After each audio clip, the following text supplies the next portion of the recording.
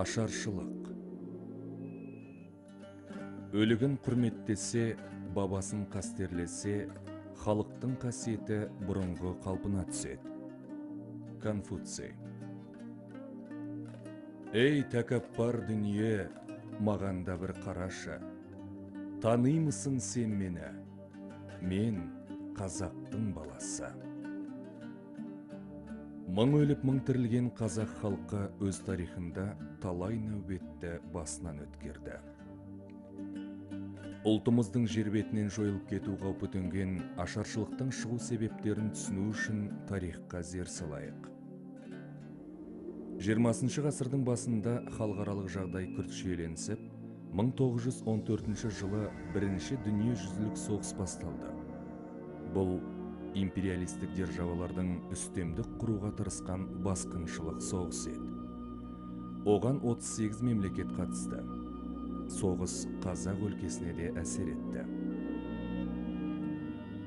1916 жылы 25 маусымда Ресей патшасы Николай II жарлығын шығарды. Жарлық Түркістан мен Қазақ өлкесінен 19 бен 43 жас аралығындағы 500 мың адамды майданға қара жұмысқа алу туралы болатын. Оған қарсы қазақ даласында ұлт азаттық көтеріліс басталды. Халық арасынан Құдиярбек Шотаманов, Жәменке Мәмбетов, Амангелді Иманов сияқты еңселі ерлер атқа қонды. Бұл кезде саяси экономикалық тұрғыда әлсіреген Ресей империясында жағдай тұрақсыз болатын.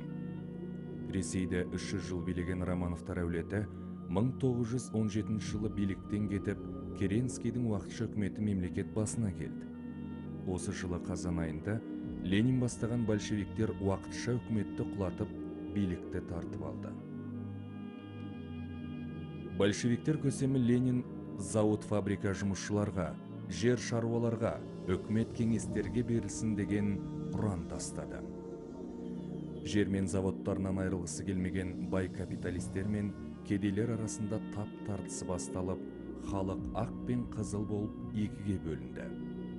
Арты азамат соғысына ұласты. Соғыстың кесірінен Түркістанда өндірістік байланыстар үзіліп, азық-түліктің тапшылығы сезілді.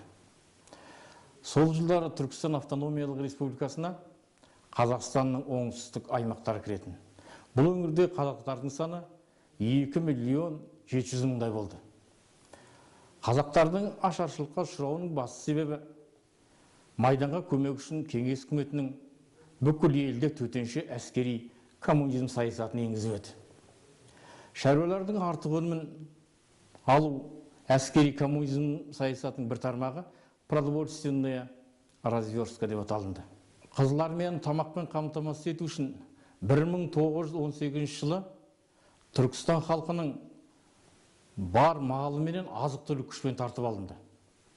Бұл шараны Түркістан майданының қолбасшысы Михаил Фрунзе аяусыз қатыгездікпен жүзеге асырды. Осы жылы Түркістан орталық атқару комитетінің мәжілісінде Тоболин: қазақтар экономикалық тұрғыдан әлсіз болғандықтан бәрібір өліп бітуге тиіс. Сондықтан да революция үшін аштыққа қарсы күреспей, оның орнына майданды қолдау маңызды деп өздерінің жауыздық саясатын ашық мәлімдеді.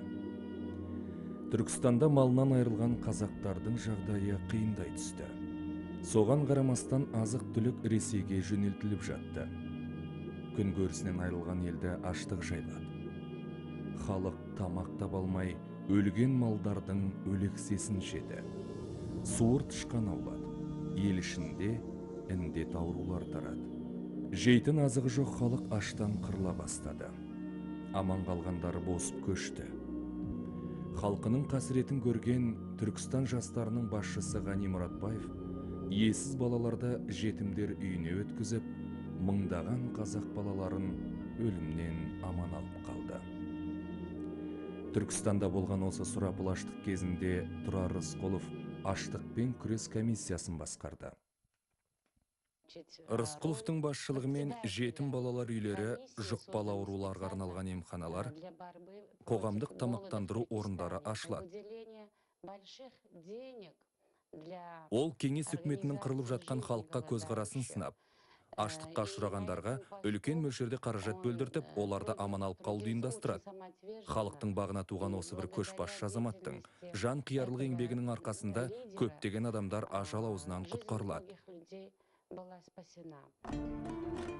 1919 жылдан бастап кеңес үкіметі Қазақстанда да әскери коммунизм режимін енгізді. Армия мен Ресей өнеркәсіптеріндегі жұмысшыларды тамақпен қамтамасыз ету үшін халықтың азық түлігін күшпен тартып алу науқаны жүргізілді. Осы мақсат үшін бүкілодақтық төтенше комиссияның төрағасы Дзержинскийдің нөмірі 175 бұйрығымен бұрынғы сынақтан өткен чекистер шақырылды. Олар халықтың ақырға азық түлігімен соңғы тай тұяғына дейін тартып алды. Науқан қатаң әскери тәртіппен жүргізіліп, қарсы шыққандар аяусыз атып тасталды. Қазақстанда аштық болып жатқанына қарамастан, 1920 жылы 16 шілдеде Ресейдің азық-түлік комиссары Цюрупаға омбыдан мынадай жеделхат келді. Лениннің бұйрығы бойынша Батыс майданға Петропавл, Петухов, Қостанай станцияларынан 300 мың пұт астық жібердік, және орталыққа жіберу үшін 20 вагон май дайындап қойдық. Қазақ аудандарында ет дайындауды күшейтіп жатырмыз. Осы жылдың 21 қарашасында бүкілодақтық атқару комитетінің төрағасы Калинин Қызылжарға келіп жиналыс өткізеді. Жиналыстан кейін Ақмола облысынан 3 миллион пұт астық пен 43 мың бас мал Мәскеу мен Петроградқа жіберілді. Бұл кезде өлкеде бір үзім нан таба алмаған мыңдаған адамдар аштан қырылып жатты. Аштықпен күрес комиссиясының өкілі Московкин Орынбор губерниясының Ор қаласындағы жағдайды былай деп жазды. Ашыққан адамдарға ешкімде көмекке келген жоқ. Олар өліп жатыр. Өлген адамдардың денелері ашық аспан астында мыңдап жиналып қалған. Олар иттердің жемтігіне айналуда. Мына жеделхатта 20 шақты адамның тек қана аштан өлген кісілердің етімен қоректенгені жазылған. Осындай жан түршігерлік оқиғалардың куәсі болған Ілияс Жансүгіров «Жұт» деген өлеңінде «Күніне қазақ мыңдап өліп жатыр, тұқымы сағат сайын кеміп жатыр.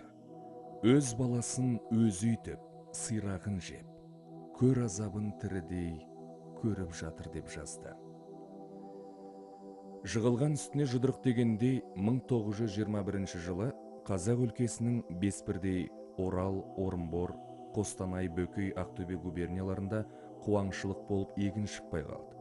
Қыс қатты болып мал аштан қырылды. Ал егін шыққан аудандардағы азық түлікті аштыққа ұшырап жатқан халыққа берудің орнына Ресейге алып кетіп жатты. Ашаршылық әсіресе балаларға ауыр тиді. Халық ағарту комиссары Аспандияр Кенжиннің мәліметі бойынша, ата-анасы өліп панасыз қалған балалар саны 1921 жылы 128 мың болса, 4 айдан кейін 408 мыңға жеткен. Бұлардың көпшілігі аштық пен аурудан көз жұмды. 1920 жылы Правда газетінің 133 санында шыққан Түркістан атты мақаласында орталықтың Түркістан істері жөніндегі арнаулы комиссиясының мүшесі Сафаров былай деп жазды. Түркістанда социалистік декреттер қабылданғанымен олар сөз жүзінде қалған, ал іс жүзінде жер-жерде малды, астықты халықтан зорлықпен тартып алған. Бұл тұтас бір халықты қайғыға ұшыратты. Соның кесірінен 1 миллиондай қазақ аштан өлді. Осынау ел басына түскен нәубеттен халықты құтқару жолында алаш қайраткерлері аянбай, қабырғалары қайысып күндіз түні еңбек етті. Алапат аштықтан күйзелген елге қол беру үшін 1921 жылы 17 тамызда Семей губерниясында аштыққа қарсы көмек көрсету комиссиясы құрылып, оны Әлихан Бөкейхан басқарған. Сол кезде оның орталыққа берген есебінде мынандай деп баяндайды. Сол кездегі аштыққа ұшыраған сәбилерге Семей губерниясында 74 балалар үйін ашып, сол кезде 4381 баланы қабылдап, оларға көмек көрсеткенін айтады. Міржақып Дулатов, Жүсіпбек Аймауытов, Мұхыш Поштайұлы, Елдес Омаров, Нұралинге ұқсаған ұлт қайраткерлері елден жылу жинау арқылы 15 мың малды жинап, сол кездегі Торғай облысы менен Қостанай өңірінде аймағындағы аштыққа ұшыраған, әбден күйзелген халыққа көмек ретінде таратады. Қызылжарда аштыққа қарсы комиссия төрағасының орынбасары болып Мағжан Жұмабаев тағайындалды. Ғазымбек Бірімжанов басқарған қазақ зиялылары шығаратын Ақ жол газеті аш халыққа көмек көрсетуге ұйытқы болды. Семейде шығатын қазақ тілі газетінде Міржақып Дулатов аштық қырғынынан қайтсек құтыламыз деген мақаласында елді аштық қырғынынан құтқару үшін азамат тегіс атқа міну керек. Қазақ өкіметі аштар үшін күйлі елдерден жылу жинауға рұқсат етсін. Алаштың азаматтары мойындарыңдағы тарихи борыштарыңды өтейтін күн туды деп жазды. 1922 жылы қырылып жатқан халықты көргенде Ахмет Байтұрсынов ақ болсын, қызыл болсын, бәрібір, мен тек қазақ ұлтының мүддесін қорғайтын мемлекетті жақтаймын деп халықты аштықтан құтқару ісіне белсене араласты. 1925 жылы республика астанасы Қызылордаға көшірілді. 1921-22 жылдардағы болған зобалаңнан халық еш жиып, етегін жинай бастады. 1925 жылы 12 қыркүйекте Голощекин Қазақстан өлкелік партия комитетінің бірінші хатшысы болып келді. Филипп Исаевич Голощекиннің шын есімі Шая Исаикович Фрам. 1876 жылы Невель қаласында дүниеге келген. Жастайынан большевистік көзқараста болған. Ол өте қатыгез адам болды. Жалпы айтқанда жендет еді. 1918 жылы өзінің қатыгездігімен ерекшеленді. Голощекин Ленин мен Свердловтың ерекше құпия тапсырмасы патша Романовтар отбасын қызметшілермен бірге жауыздықпен өлтіруді ұйымдастырушылардың бірі болды. Сіз, Николай Александрович, және сіздің отбасыңыз Орал атқару комитетінің шешімімен өлім жазасына кесілдіңіздер. Қазір атыласыздар.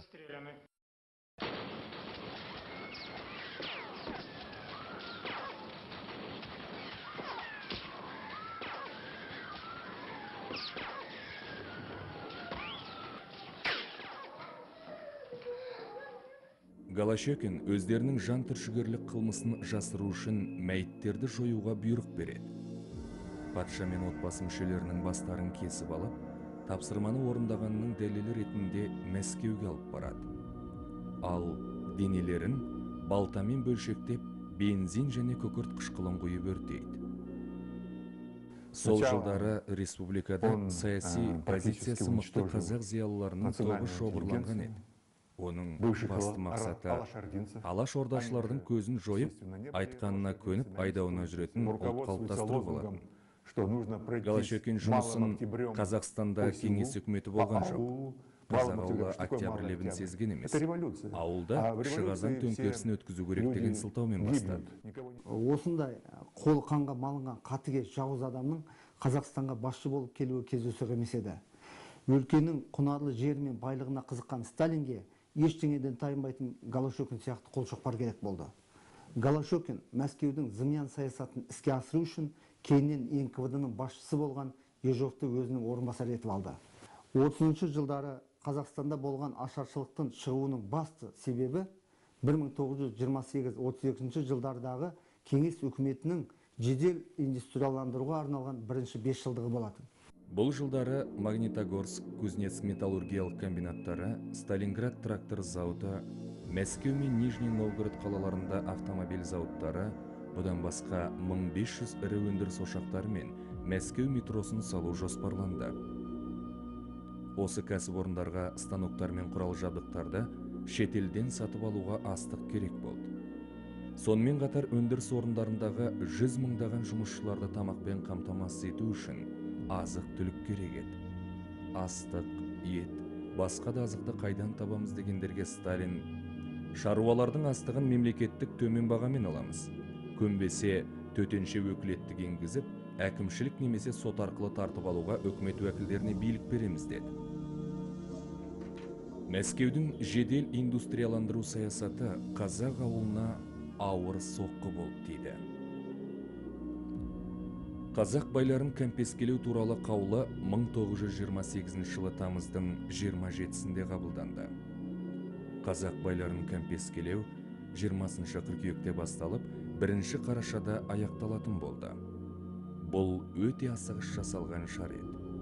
Алғашқы кезекте кәмпеске хан, сұлтан тұқымдарынан шыққан ірі байларға қатысты дегенмен, науқан барысында 100 тұяғы барлар да ірі бай қатарына жатқызылып тәркіленді.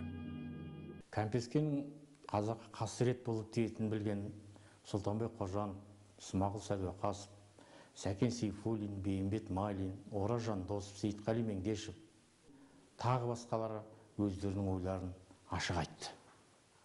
Нығымет Нұрмақов қазақ байларының малдарын тартып алуға болмайтын, тек салық жүйесімен реттеп отыру керек екенін айтса, Тұрар Рысқұлов бүкілодақтық орталық атқару комитетінің жиналысында кәмпескені сынап дабыл қақты. Бірақ қазақ қайраткерлері Мәскеудің жүргізіп отырған саясатының алдында қауқарсыз еді. Кеңес үкіметі кәмпескенің артын ала жаппай колхоздастыру науқанын бастады. Қазақ халқы жартылай көшпенділікке негізделген дәстүрлі өмір сүру салтынан айырылып, киіз үйлі қалашықтар пайда болды. Қазақ шаруасын ұжымдастыру мен отырықшылыққа тез арада көшірмекші болған белсенділер асыра сілтеушілікке жол берді. Өлкелік партия комитетінің хатшысы Галюдовтың басшылығымен өткен мәжілісте ұжымдастыруға қарсы шығып, қамауға алынғандарды соттың үкімінсіз атып тастауға болады деген шешім шығарылды. Халықтың тұрмысы төмендей түсті. Осы кезде Мәскеу қазақтың бар астығын салық деген сылтаумен тартып алып жатты. Қазақтың аштан қырылуына негізгі себеп бұл сол жылдарда орын алған ет дайындау науқандарының өршіп кетуі. Мұның нәтижесінде малдың басының 1933 жылдардың аралығында 40 миллион бастың айналасынан 4 миллион басқа дейін азайып кетуі. Дәстүрлі мал шаруашылығымен айналысатын қазақтардың, әсіресе Қазақстанның орталық өңіріндегі, батыс өңіріндегі қазақтардың жағдайын өте ауырлатып жіберді. Ал енді ет дайындау науқаны бұл орталықтан ұйымдастырылған, арнайы құрылған Союз Мяса продукты деп аталатын акционерлік қоғамның басшылығымен жүргізілді. Қазақстан Қызыл армияны, ірі индустриялық орталықтарды, ірі қалаларды, Москва мен Ленинградты етпен қамтамасыз ететін бірден-бір басты аймаққа айналды. Қазақстанда мал етін дайындау, қорқыту және қысым жасау әдістері асыра сілтеушілікпен жүргізілді. Орал округінің орта шаруасы Есеналиевке 10 сағатта 50 пұт ет тапсыруды жүктеген. Ол 3 сиырының 2-ін сойып, ет тапсырса, малды қасақана сойды деген айыптағы бар дүние мүлкін тәркілеген. Мал саны күрт азайып, орталықтың жүргізіп отырған озбыр саясатының кесірінен халықтың жағдайы күннен күнге қиындай берді. Колхозға кіруге Қазақстанның түкпір-түкпірінде қарсылықтар орын алды. Ақмола округы Жаңарқа ауданының нөмірі 1 ауылының байлары кеңес үкіметі бәрімізді бір жұмға жинап алады да, түрлі сылтаулар тауып, барлық малымызды тартып алып, аштан қалдырады деп колхозға кіруден бас тартқан. Сырдария округы қазіргі оңтүстік Қазақстан облысы Түлкібас ауданының байлары Ауғанбай, Пошақай, Жәнелі би тағы басқалар өз үйлерінде жасырын мәжіліс өткізіп, кеңес үкіметіне ешқандай нан бермейміз деген шешім шығарады. Артынан бұл кісілер қудаланып, жер аударылған. Кеңес үкіметі тек қана өздерінің коммунистік идеялары үстемді құру үшін басқа идеялар мен діни ағымдарды қуғынға ұшыратты. Бай мен молданы қойдай қуғамшымен деген сөз тіркестері осы уақыттың ұранына айналды. Құран кітаптары өртелді. Намаз оқып, Құдайға құлшылық еткендердің бәрі қуғынға ұшырады. Мына 1929 жылы 8 сәуірде Кеңес өкіметінің мынандай бір діни бірлестік туралы заң қабылдағаны баршамызға белгілі. Қандай да бір мемлекеттің негізгі тірегі ол рухани болмыс. Даналарымыздың айтқан сөзде бар, иманды елді жау алмас деген. Мешіттер мен медреселерді құрту негізгі басты ұстанымдарына алды Кеңес өкімет. Сөйтіп мешіт медреселердің барлығын жаппай құртты. Ағартушыларымызда, ғалымдарымызда, молдаларымызда, имамдарымыздың барлығында қудалауға салды. Олардың көбін өлтірді, жаңа жерінен ажыратты. Өлкетанушы этнограф Сейт Кенже Ахмет ағамыздың жазып айтып кеткен мынандай мағлұматтар бар. Мәселен, ол кісі былай дейді, Торғай өңірінде сол кездерде 54 мешіт медресе болғандарын айтады. Кейін бар, бұлардың барлығы да құртылған, клубқа айналғандығын айтады. Кеңес өкіметінің былай қорытындылай келе саясатына, жалпы ұстанған идеясына қарайтын болсақ, біздің салт дәстүрімізден, тілімізден, дінімізден ажырату болған. Орталықтың қазақ ұлтын жоюға бағытталған саясатын ашық сынаған ұлт зиялылары қуғын сүргінге ұшырады. 28 жылы Ахмет Байтұрсынов бастаған 40 адам, оның ішінде Қошке Кемеңгеров бар, Біржақып Дулатов бар, Есполов бар, Жүсіпбек Аймауытов бар. Осы 20-дан астам адамды, өзі 40 шақты адам сотқа түскен. Олар солардың 21-ін алғашта ату жазасына кеседі. Кейін бірақ соның бәрін 10 жылға концлагерге жіберуге үкім шығады. Қамауда отырғандарға 1932 жылы екінші үкім шығады. 20 сәуір күні. Сол 20 сәуірдегі шыққан үкім бойынша Тынышбаев бастаған 20-дан астам адамды Воронежге 5 жылға жер аудару туралы үкім шығады. Сол сияқты Мағжан Жұмабаев бастаған 7 адамды 10 жылға концлагерге жіберу туралы шешім шығады. Сол сотқа сотталғандардың ішінде болған Жүсіпбек Аймауытов, Дінмұхамед Әділов, Мұхаммед Сафа Юсупов, Әбдірахман Байділдер 1930 жылы Москвада атылған. Мұна ОГПУ-ның, Қазақстан ОГПУ-ның құжаттарында берілген, мысалы үшін 1929-33 жылдары 20.933 адам ісі бойынша 9805 қаралған екен. Соның ішінде сол істер бойынша 3386 адам ату жазасына кесілгенде, 13151 адам 3 жылдан 10 жылға дейін концлагерге жіберілген. Абақтыда айды күнді сағындым. Сарғайдым ғой, сардаланы сағындым. Қарашығым, құлыным деп зарлаған алыстағы сорланамды сағындым. Мағжан Жұмабаев.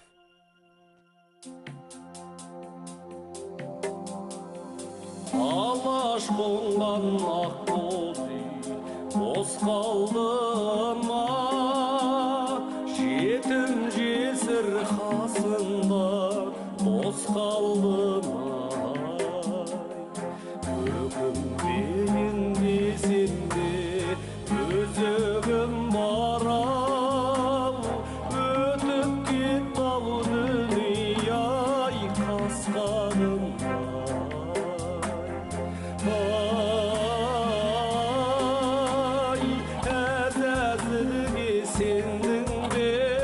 Айтқанына көндім бе, халқым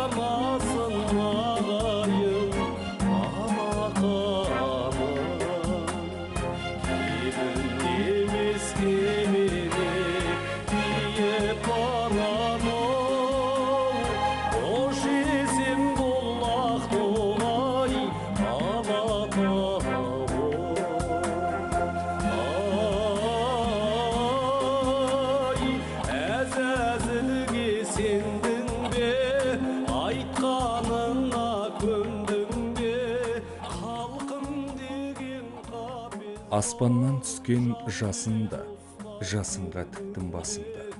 Теңізден маржан сүзгендей теріп бір алдау асылда. Қаптайда көшкен қауымның қорымы қалдау, о жалған. Ардағы кетіп ауылдың тобыры қалдау, о жалған. Буға бездің әледі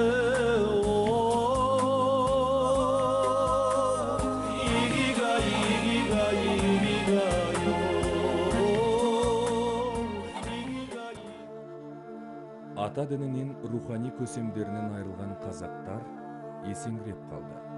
Онсыз да қиналып жүрген қазақтарда Сталиннің кулактарды қирату, оларды тап ретінде жою деген кезекті қаулысы қан қақсатты. Құлақ пен байды тап ретінде жоямыз деді. Бұл халқының негізгі денін шаруалар құрап отырған елде тұтас бір әлеуметті жоямыз деген сөз. Мұндай қатыгездік адамзат баласында болған емес.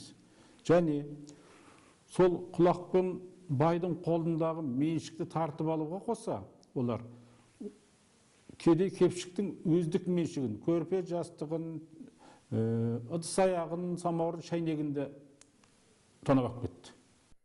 Осы шара қазақтың бар малын тартып алудың негізін салды. Қабылданған қаулының пәрменімен орта шаруа бай құлаққа жатқызылып, дүние мүлкі тартып алынып, өздері жер аударылып қуғындалды. Кәмпескелеу науқаны қазақ байларын түгелдей қамтып, оларда басқа жаққа жер аударды. Қазақтың ұлы ойшылы Абай Құнанбаевтың ұрпақтары да кәмпескеге ұшырап, ұлы Тұрағұл Ибрагимов отбасымен жер аударылды.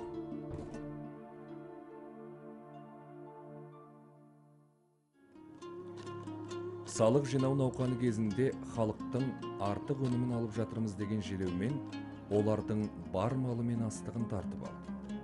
Сонымен қатар халықты сүт, жүн, тер өткізуге мәжбүрледі. Мұның бәрі қиянатпен жасалып аса қатыгездікпен жүзеге асырылды. Жоспарды орындаған шаруашылықтарға оның мөлшерін 2-3 есе көбейткен. Оны да орындаса, орындай алмайтындай қосымша тапсырмалар берген. Сөйтіп, жоспар орындамады деп, оларға айыппұл салып соттаған. Әр отбасын 2 пұт сүйек, бір иттің терісін өткізуге міндеттеді. Осы жоспарды орындау үшін кедейлер мен шаруаларға 5 күн уақыт берілді. Адамдарды соттаймыз, жер аударамыз деп қорқытып, оларға ит, есек, түйелерді сойғызып, сүйектерін тапсыруға мәжбүрледі. Сиырлардың мүйізін кестіртіп тапсыртты. Киіз, арқан тәрізді үй мүліктерін алып кетті. Салық жинаушылар қазақтың жанын сақтап отырған соңғы сиырына дейін тартып алды.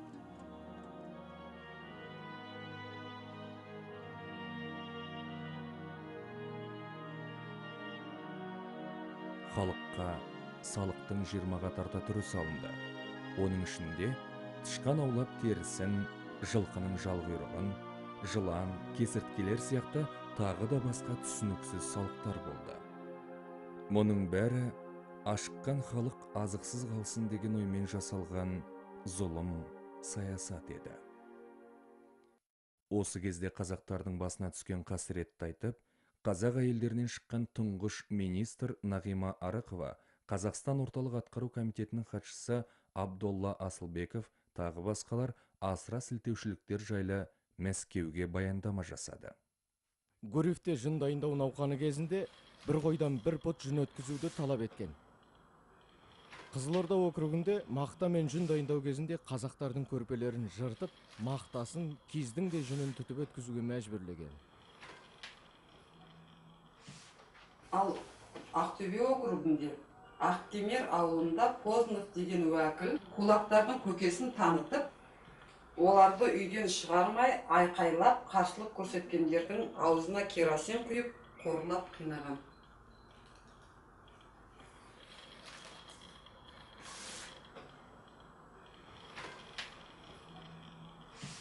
Жәнібек ауылында халықты ұрып соққан. Уәкілдер мас болып, әйелдер мен жас қыздарды зорлаған. Оларды отқор теміз деп қорқытып, қарда жалаң аяқ жүргізген. Бірақ Мәскеу қасіретке толы хаттарға пысқырып та қарамады. Олар қазақтардың барын ашкөздікпен тартып алып, одан сайын басынып, қорлағандарын жалғастыра берді.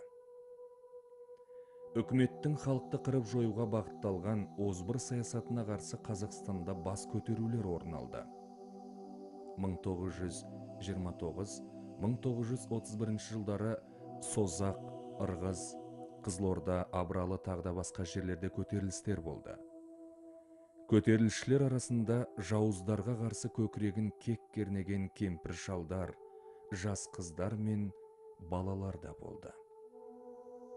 Ілияс Жансүгіров көтеріліс деген өлеңінде қалың кісі қатын бала өне бойы қызылала, басы көзі жара-жара, тамтығы жоқ арқа бастар, қолдарында мылтық тастар деп жазды.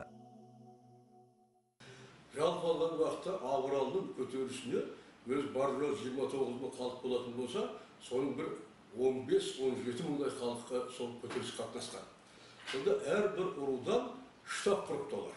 Біз өміріміздің аяғына дейін күресеміз. Қалайда біз бермейміз, Совет үкіметі бір шқандақ та бермейміз деп бәрі күрескен ғой, соңына дейін. Сол кезден башылап, Украин, Беларусь, орыстар болған, олар қазақтарды қалай құртуды мақсат еткен ғой. Сөйтіп 362 адамды 6 жасына бұйырған, 10 жылға бұйырған, сосын 105 адамды Абыралдың 6 жерінде атқыстырған. 29 мың адамнан бәрі 5,5 мың адам бүкіл Абыралдың жерінде қалған. Сол жылдары Қазақстанда 372 бұқаралық бас көтерулер болған. Мұндай наразылықтар мен бас көтерулер әсіресе 1930 жылы қазақ даласын ашаршылық апаты жайлай бастаған кезде күшейе түскен. Уәйіс Шондыбайұлы шығарған «Бірлес елім» атты өлеңі Абыралы көтерілісінің жетекшісі Ысқақ Кемпірбаевқа арналғандай. Күшіңді жи, жаныңды ғи, дүние тұрмас қалпында, неше ғасыр заланып тіс қайраған жауыңның, шықсын жаны, ақсын ғана, шеңгелді сал, алқымда. Ысқақ Кемпірбаев көтеріліс алдында алаш азаматтары, біздің қасиетті де қастерлі мұратымыз Сталин жауыз бастаған кеңестік басқыншыларды құлату. Көтеріліс өрті шарпыған заманда қол қусырып әрекет етпей отыра алмаймыз. Әрекетсіз отыру Алланың алдында да, қазақ халқының алдында да қылмыс, кешірілмейтін күнә. Біздің мақсатымыз соңғы деміміз біткенше аянбай, аяусыз күресу деп көтерілісшілерге жалынды сөзін арнады. Халықтан үрейленген Голощекин көтерілістерді басу үшін жазалаушы әскери дивизия күштерін Еділ бойынан арнайы алдыртты. Сан жағынан әлдеқайда басым қаруланған солдаттар көтерілісті аяусыз басып, қолға түскен көтерілісшілерді қатыгездікпен жазалады. Кеңес үкіметінің осындай сұрқия саясатының арты қазақтың жойылуына әкеліп соғатынын түсінген ру басшылары ұлтымызды, ұрпағымызды сақтап қаламыз десек, шетелге көшуіміз керек деген тоқтамға келеді. Шетелге көшкен байлардың соңынан орташалар мен кедейлер де атамекендерін тастап Қытайға, тағы да басқа көрші мемлекеттерге босып кетті.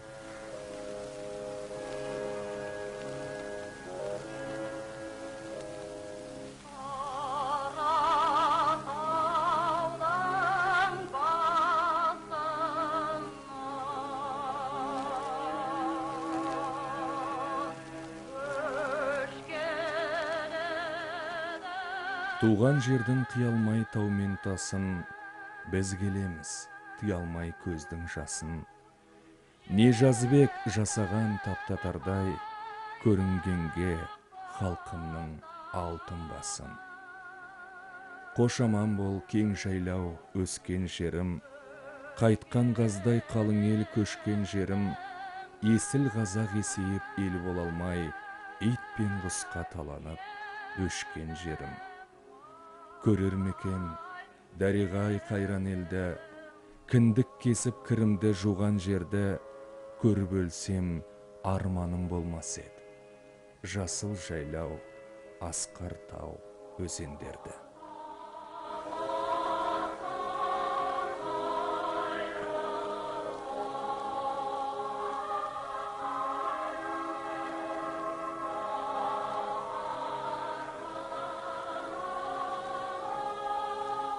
Зорлық, зомбылықтан қашқан қазақтарды ОГПУ қызметкерлері шекара аймағында аяусыз қырған.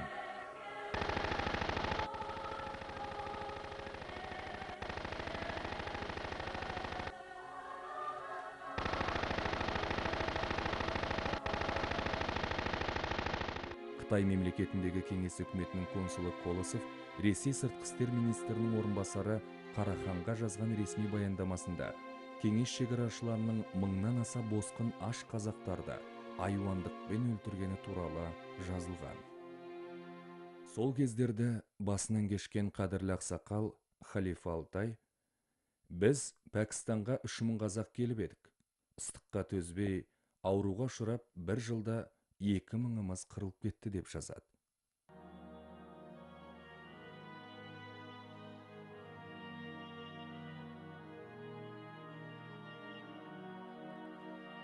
Шықпай жатып бесіктен қайғы торып, сарғалдақтай жаңбырсыз қалған солып, қайда барсаң алдыңда қорқыт көрі, неге тудық бақытсыз халық болып. Арман етіп жазылмас жан жарасын, атамекен тастадық кең даласын, өз жеріңе сыя алмай барғаныңда, өгей елден қайран жұрт не табасың. Елде жаппай ашаршылық басталды. Адамдар өлген малдың терісін, ағаштың қабығын, шөптің тамырларын жеді. Ақтөбе округында кедейлер мен шаруалар құрайтын аштардың саны 40 000-нан асқан. Аштықтың күшейгені соншалық, адамдар суырдың етімен, өлексемен және басқа да жеуге жарамайтын заттармен қоректенген. Торғай облысын тексерген комиссия малдарын күшпен тартып алған ауылдарда 4552 адам аштан өлгенін анықтаған. Түлкібас ауданында Кемербастау дейтін колхоз бар. Сонда біздің жездеміз тұрады. Соған әйтеуір далбасылап, бізді қолында 6 жасар қызы бар. Мен жетідеуде ара примерно 9 километрдей деймін. Соған бара жатырмыз ғой, 3 жасар баланың жүрісіне болады. Соған әрен станциядан өтіп, осы станцияман Кемербастаудың ортасына барған кезде бізді үйірлі қасқыр қамады. Оны мен есімде болған жоқ, қасқырлардың қараған болуым керек. Шешем кейін маған осыны айтып берді. Соған бара жатқан кезде не істерін білмеген. Қолында таяқ айқайлайды. Әйел екенін білгеннен кейін олар қорықпастай, жаңағы жақындап тіптен топырақ шаша бастайды. Енді басталады. Үшеумізді кетуіміз керек. Шешем не істерін сонда тапқаны қызды тасай салып, мені арқасына алып зытып отырған. Сөйтіп ауылға жетіп адамдар келді. Келсе қасқыр кеткен, қыздан тек қана шашы қалған, алақаны қалған.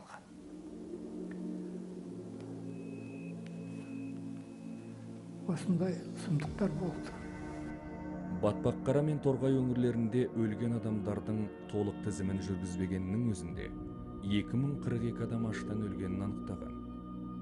Шу ауданының Гуляевка елді мекенінде 3 күнде 60 адам, 49-шы ықшам ауданда күніне 8-10 адам өліп отырған. Қараталда желтоқсан қаңтар айларында кем дегенде 600 адам аштықтан өлген. Ақсу аудандық милициясының берген ақпары бойынша аштан өлген адамдар саны 2264-ке жеткен. Қазақтар аштыққа ұшырап жатқанда Сталин Молотовқа күніне 1,5 миллион пұт астықты сыртқа шығарудамыз. Менің ойымша бұл аз.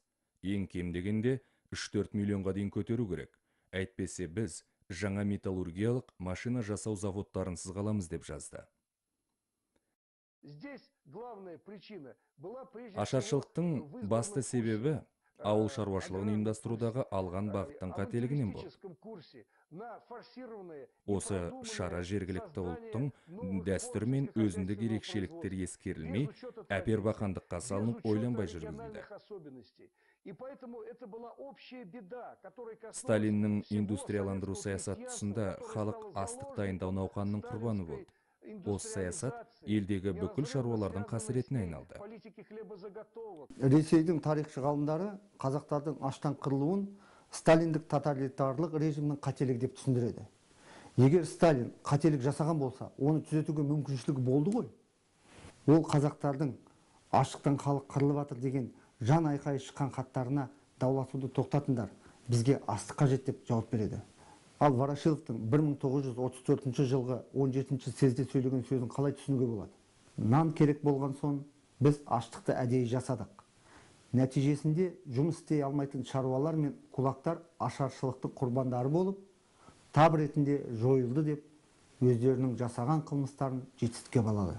Елде жаппай ашаршылық орын алғандықтан 1933 жылы Қазақстан үкіметінің басшысы Ораз Исаев даладағы аң құс пен балықты аулатпау туралы қаулы күшін жойсын деп халық комиссарлар кеңесінің төрағасы Куйбышевке өтініш хат жазады.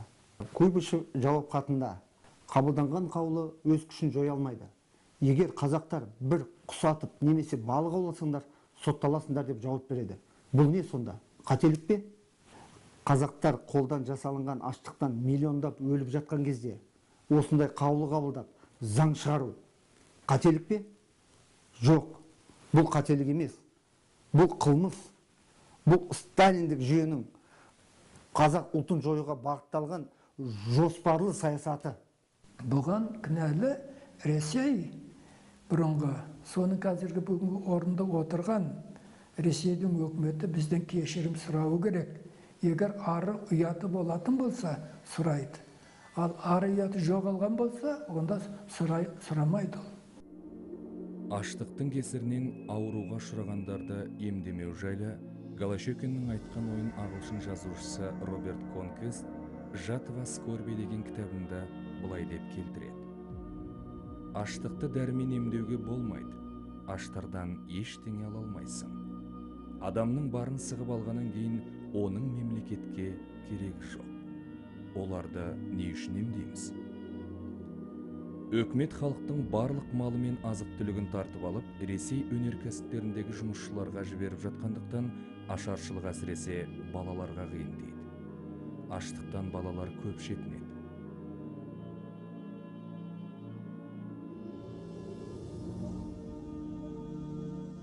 Павлодар ауданының нөмірі 16 ауылында аштықтан 19 бала өлген. Торғайда ата-анасыз қалған 4 жасқа дейінгі балалар тегіс қырылып қалды. Мәскеуден Қазақстанға жер аударылып келген профессор Гаврил Невадовскийдің қызы Татьяна Невадовская өзінің «Қазақстан қасіретнамасы» деген өлеңін жазды. Көз алдымда мұз құрсанған өліктер, кір қожалақ балақ бейті бас көрген, бірақ оны елемеймін мен түптен. Көрген сәтте сорлыларды бос көлген, ет жүрегім жүгірмей ағын тіккен. Киімім көк, ашуды білмеймін. Аш шалаңаш бәрі дағы олардың, ашыққандар шөп шаламды ақтарар. Табан ба деп жартыдан. Әлсіз қолға ілік тақыр түйірден. Қуаныштан өкіруге шақ қалып сыбағаға көз сүзеді бұйырған. Жазығы не? Кімдер бүйтіп қорлаған? Туған жері өз елінде емес пе? Қыз балалар тумай жатып сорлаған. Ата-аналарынан айырылып, қараусыз қалған балалар қатты қиналды. Баспанасыз қаңғырып қалған балалар суықтан, аштықтан, аурудан зардап шекті. Аман қалғандары балалар үйіне орналастырылды. Партияның жауапты қызметкері Мансур Ғатауллин халықтың хал жағдайын білу үшін 1933 жылы қыс айында Қарқаралыдағы кент елді мекеніне барады.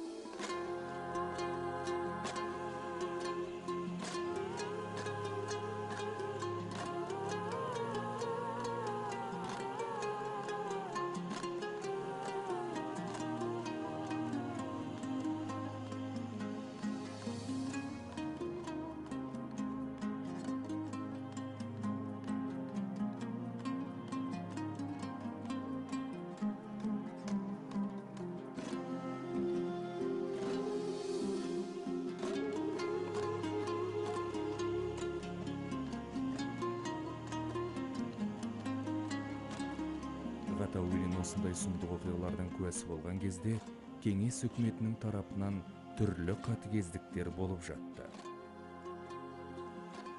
1931 жылдың шілде айында ОГПУ-дың шет аудандық бөлімінің бастығы Сычевтың бұйрығымен тұтқындалған 8 қазақ соттың үкімінсіз атып тасталған.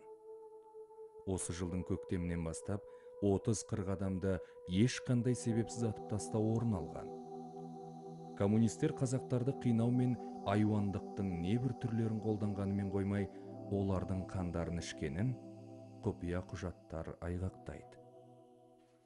1891 жылы Волга бойында ашаршылық болғанда, Қазанда оқып жүрген 21 жастағы большевиктердің болашақ көсемі Ленин аштық пролетариаттың билікке жетудегі негізгі қаруы деп ашаршылыққа ұшырағандарға көмектеспеу туралы ашық айтқан болатын. 1918 жылдары Лениннің өзі бастап берген осысын оның сүйікті оқушысы Сталин 1930 жылдары толығымен жүзеге асырды. Сол жылдары ел аралаған жазушы Ғабит Мүсірепов қазақ ауылдарындағы киіз үйлердің қаңырап бос қалғанын, халықтың аштан қырылғанының куәсі болады. Мүсіреповтер бір киіз үйге кірсе адам кейпінен айырылған жас қыз аштан өлген туыстарының етін жеп жүр екен.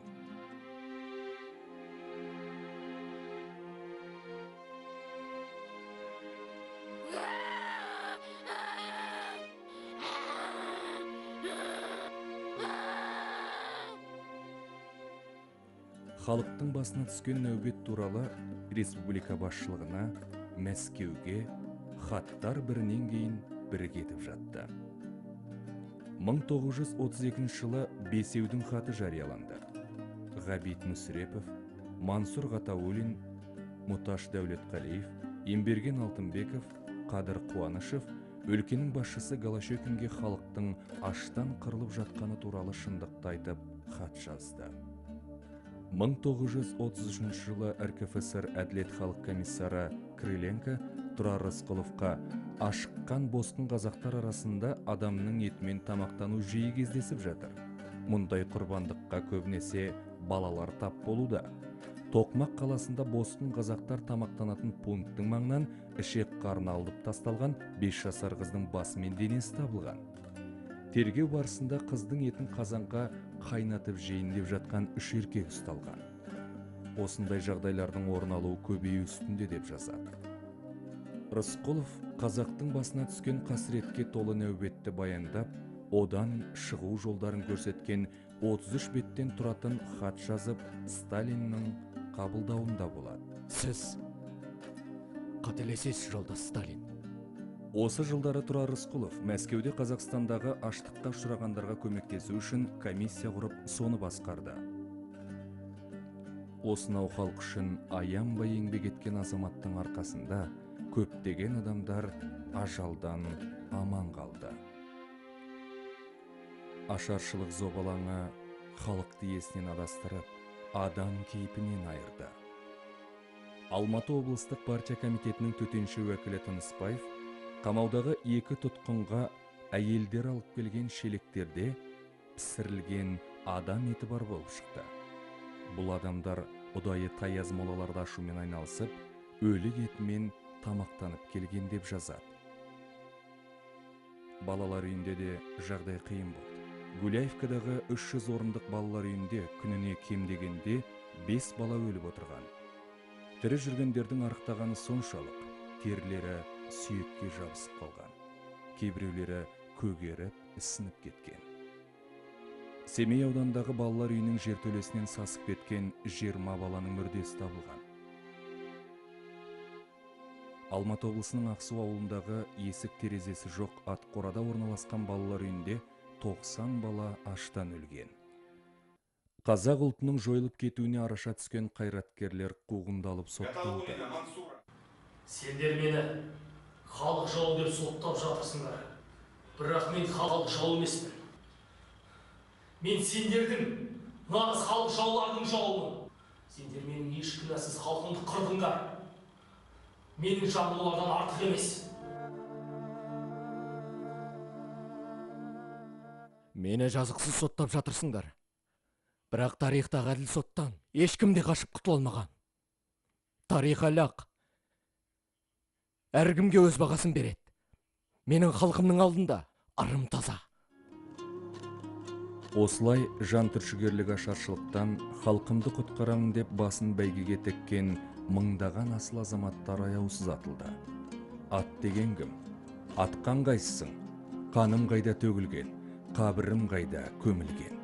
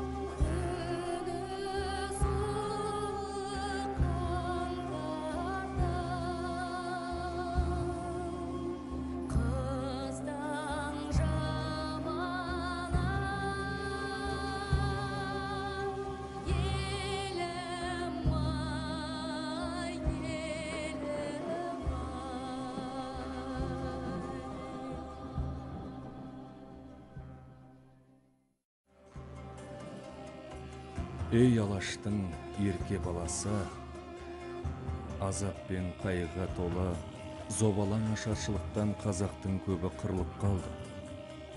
Қазақтың кең сахарасында аштықтан босып көшкен халық, сенің ата-бабаң, бауырларың. Сен сол қасірет көшінен аман қалған адамдардан тараған ұрпақ екеніңді ұмытпағайсың.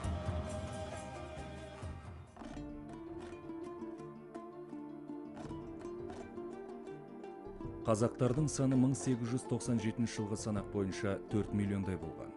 20 жылдан кейін 1917 жылдары 50%-ға өсіп 6 миллион болды. Табиғи өсімді есептегенде 1939 жылы кемінде 8 миллиондай болу керек еді. Бірақ ресми санақ бойынша 2 миллион 500 мыңдай ғана қазақ қалған. 1 миллиондай қазақ шетелге босып көшіп кетті десек, қалғандары ашаршылық пен қуғын сүргіннен көз жұмды. 20 ғасырда жер бетінде қазақ ұлтындай қасірет шеккен халық болған жоқ. Өкінішке орай жазықсыз жапа шеккен ашаршылық құрбандарын осы күнге дейін жоқтай алмай келеміз.